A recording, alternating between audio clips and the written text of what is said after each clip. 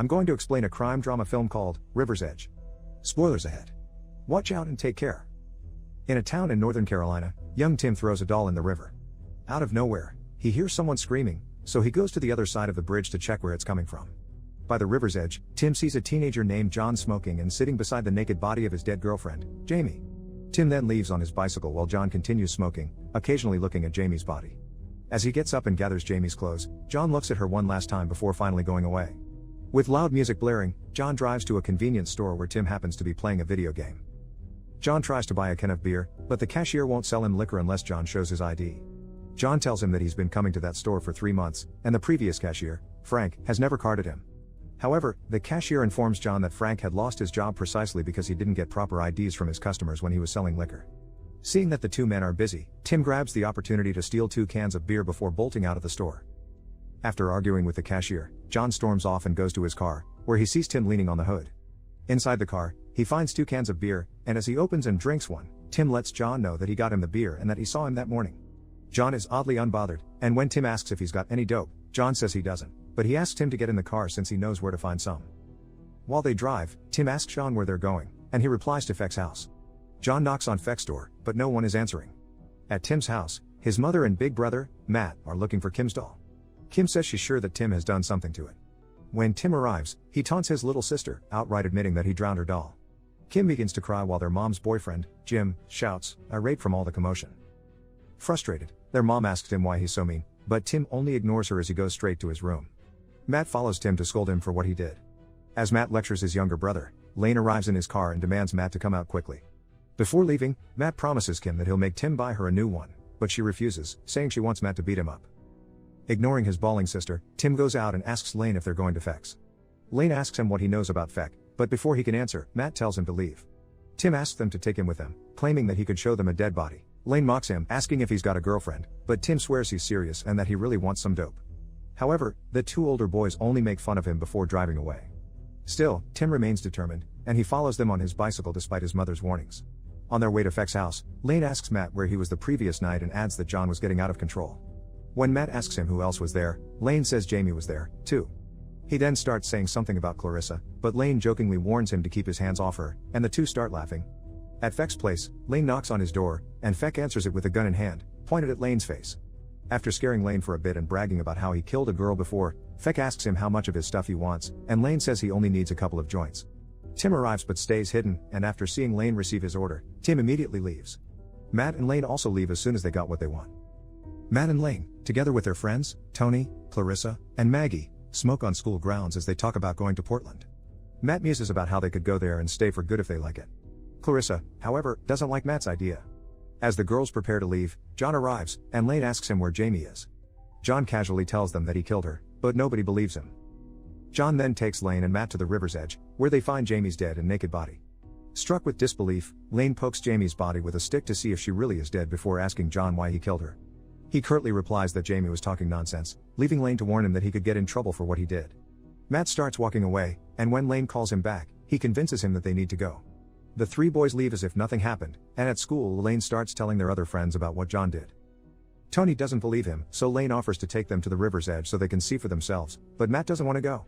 When Maggie arrives and asks them what they're talking about, Tony tells her, and Maggie is skeptical of it, too.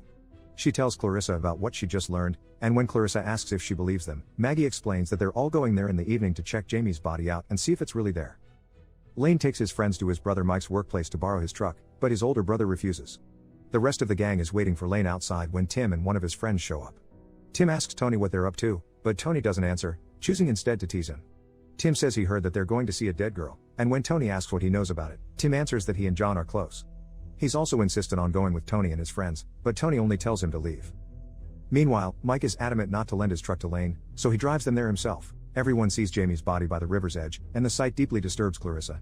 Layne assures them that nobody needs to know about Jamie's death since they can just bury her body so no one would find out. Nobody volunteers to help him, however, and Mike even walks away.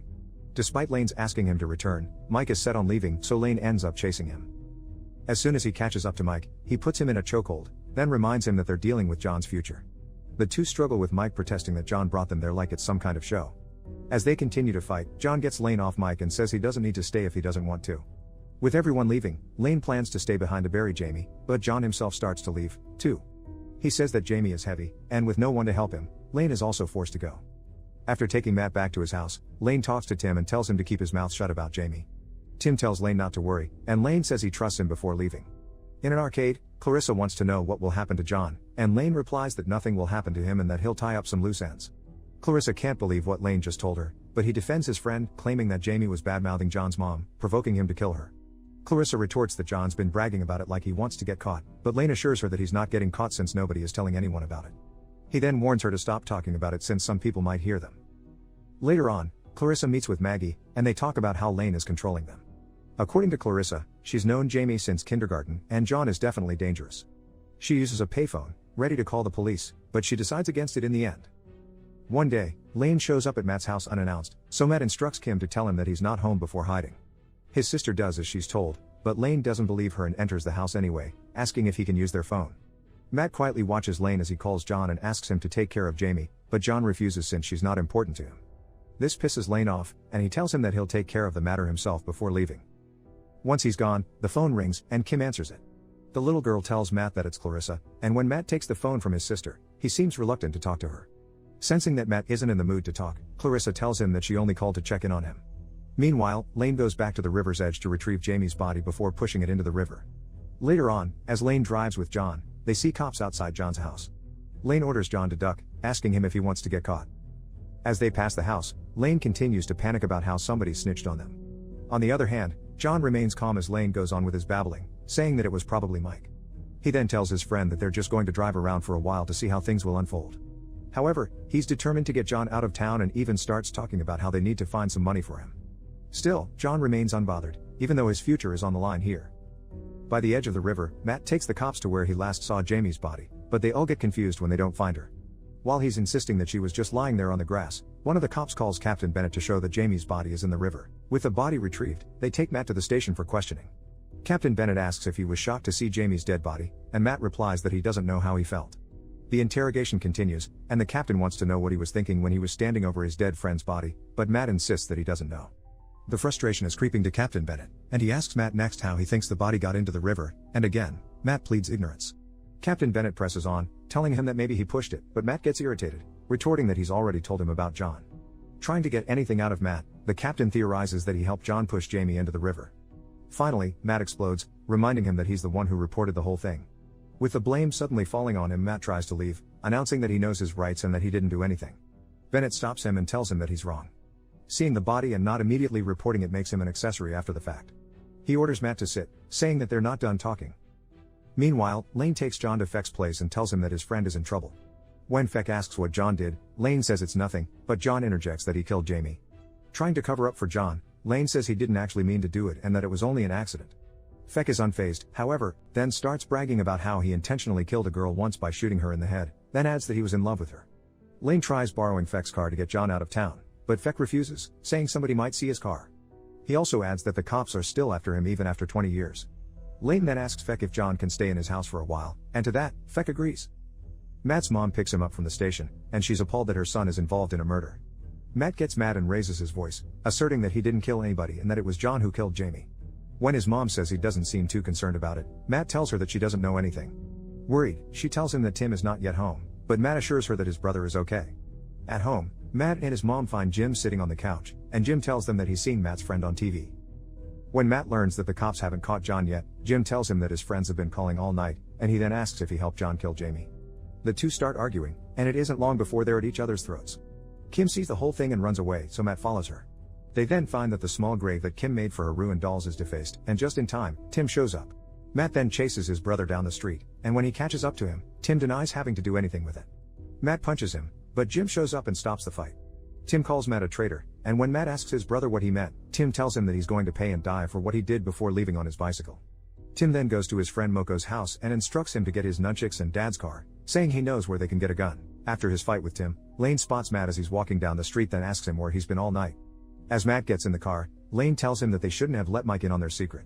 Though he's pretending not to know anything, Matt says that the snitch could have been anyone. He then asks where John is, and Layne tells him that he's somewhere safe.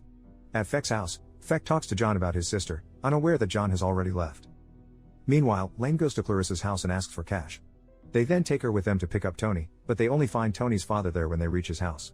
With the two boys looking for their friend, Tony's father leaves to get his son. However, he comes back with a shotgun instead, then fires at the two boys without warning. Layne and Matt manage to avoid getting hit, and as they run, Tony's father chases them down. While Layne and Matt hide, Clarissa sees Tony's armed father running toward their car. She immediately starts the engine and drives off, leaving her two friends. Luckily, the boys see Clarissa speeding away and they're able to catch up with her. Tim and Moko drive to Feck's house.